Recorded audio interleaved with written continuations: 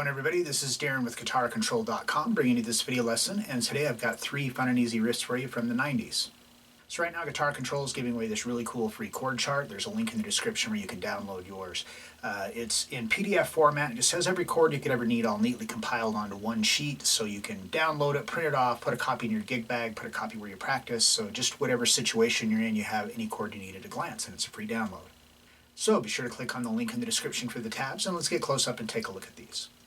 Alright, so the first riff we're going to look at is All the Small Things by Blink-182. So this is just made up of just the 5th power chord shape that you probably already know. So we're going to start off here on G5. So my first finger is on the 3rd fret of the low E string, and my 3rd finger is on the 5th fret of the A string, and then my 4th finger is on the 5th fret of the D string. Now if you're a beginner, sometimes it's difficult to get that note, so if you can only get just the 2 lower notes in all of these chords, that's fine. So we rest 1, 2, 3, and 4.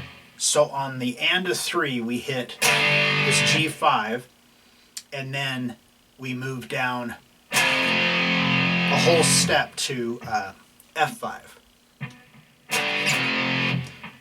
Then, starting on the 2nd measure, we go up to a C5. So it's just that same shape, just up a set of strings. So my first finger's on the 3rd fret of the A string, 3rd finger's on the 5th fret of the D string, and 4th finger is on the 5th fret of the G string. And again, you can omit that highest note.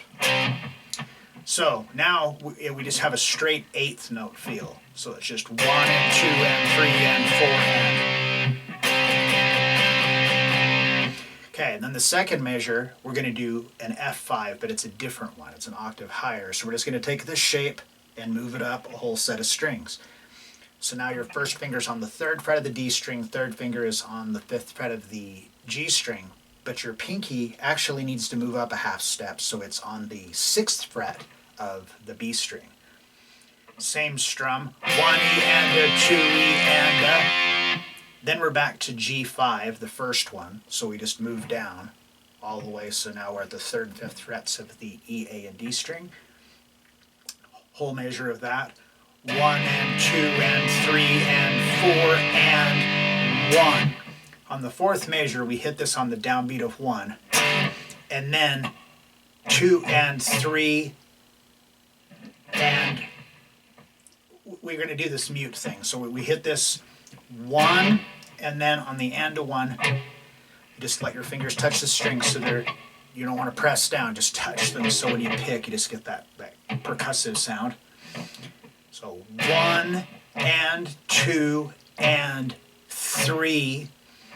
Now we're going to come down to the F5, the one at the 1st fret here on the lower strings, and 4 and then it just repeats.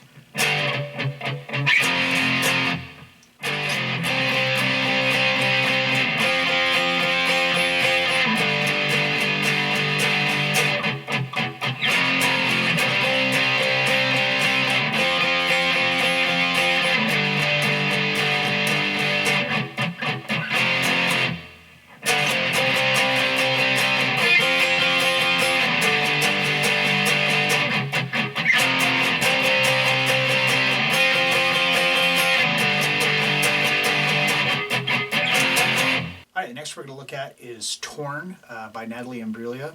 I'm hoping pronouncing that last name right. For some reason I'm having a hell of a time remembering that name.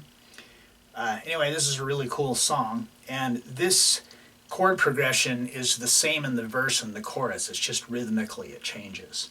So we start off, it's made up of a bunch of bar chords. So we've got an F major. So I'm barring all the way across the 1st fret with my 1st finger, and then my 2nd finger is on the 2nd fret of the G string, 3rd finger is on the 3rd fret of the A string, 4th finger is on the 3rd fret of the D string. So we're going to start off with 4 16th notes. So beat number 1 is 1 E and then we hit this again on 2, then a mute strum, another strum. So 1 E and 2 E 4, E, and So it's like you do 4 quick ones, 1 slightly longer, and then a mute. And then you do it again. So. And at the end of it, you do 2 16th notes on the end. So beat number 1 is the 4 16th notes. Beat number 2, and then that's tied to the downbeat of 3, E and 4, E and. So the only difference is that on the first time you do a mute and then a strum, and then the second time it's just 2 mutes. So.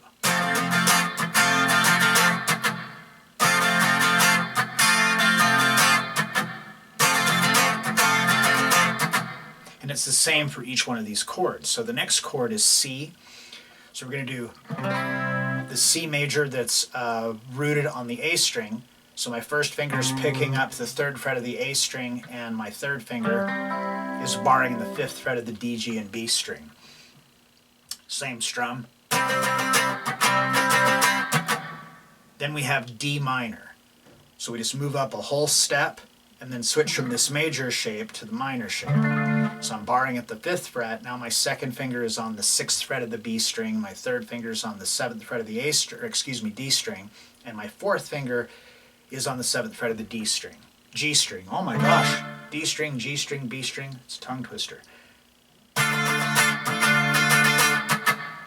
And then we have B flat. So what we're going to do is that same shape we did for F, but we're just going to do it barring at the 6th fret. So if you just take this shape, move up 1 fret, and then everything down a string.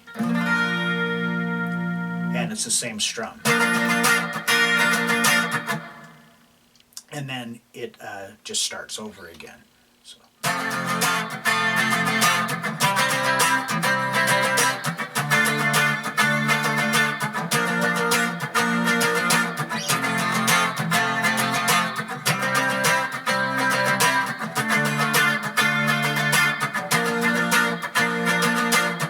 All right, and the last one we're going to look at is Smells Like Teen Spirit by Nirvana. So this one is just made up of power chords, the same shapes that was in the Blink-182 song. So what we're going to do is we're going to start with an F5. So 1st finger on the 1st fret of the low E string, 3rd finger on the 3rd fret of the A string, 4th finger on the 4th fret of the D string, and again, optional. So the timing on this, the groove of this is what makes it sound the way that it sounds. So we've got a dotted 8th note, and then a 16th note, and then an 8th note. So this one rings out 1 16th note longer than an 8th note. So it's like the equivalent of 3 16th notes, then a 16th note, and then an 8th note. So it's like long, short, not as long. And then we're going to do those mute strums. And it's 4 16th notes, but it's on the and of 2 and the downbeat of 3.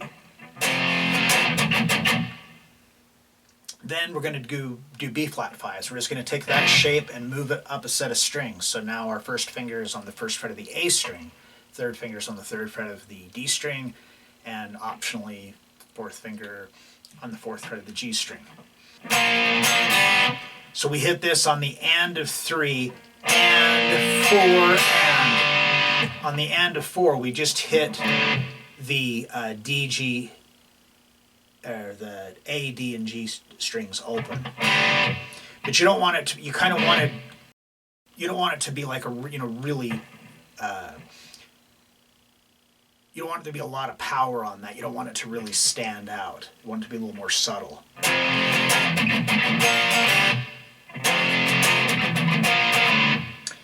So that's our first measure. Then the second measure we're just going to do basically the same thing, but we're going to move up. So instead of starting here on the 1st fret, we're going to move up, so we're starting on the 4th fret. So this is a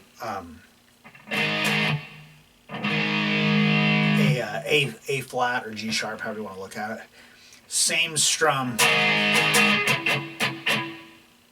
up to a D flat 5. So we're just going to move straight up just like we did before.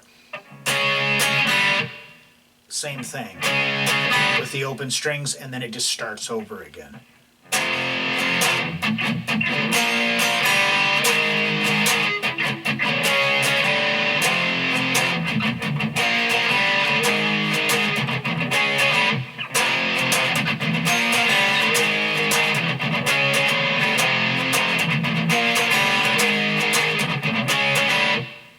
Alright, so there you have it, 3 fun and easy riffs from the 1990s. So if you like this lesson, be sure to give me a thumbs up and leave a comment down below if you have any questions about this or other guitar-related topics. If you haven't already done so, please subscribe to the channel and hit that notification bell so you don't miss any of the content that we upload throughout the week. Well, that is all I have for you today. Thanks for watching, and have a great day.